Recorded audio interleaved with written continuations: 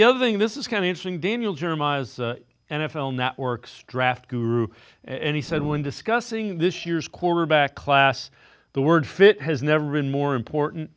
Don't see any of them as universal talents, perfect for any scheme, sporting cast, weather, etc. And you know that when you talk about those skills, those are the guys that are the can't miss, no doubt number ones. That's why there isn't one of those guys, which makes taking one of them at 2 really scary for a team that needs to find a quarterback.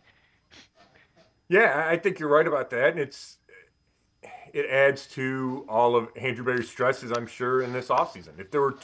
If this was last year's quarterback class, the Browns would know they're taking a quarterback at number 2. They just have to figure out which one and who is going to be sitting there at number 2. It's not this class. So they got a lot to figure out. I think Jeremiah, and I respect Jeremiah a ton. I think what's interesting there is the Browns don't want to be pigeonholed. They don't want to talk about having a system that the quarterback necessarily slides into.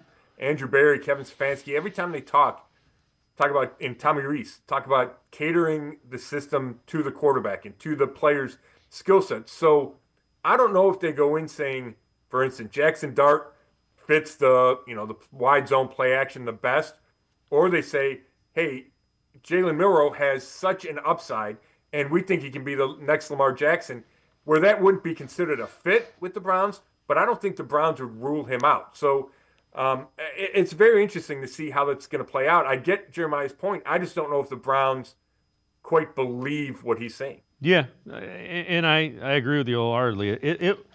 There are no simple answers for quarterbacks, which again, it's been such a problem for the Browns to find one. So we'll see.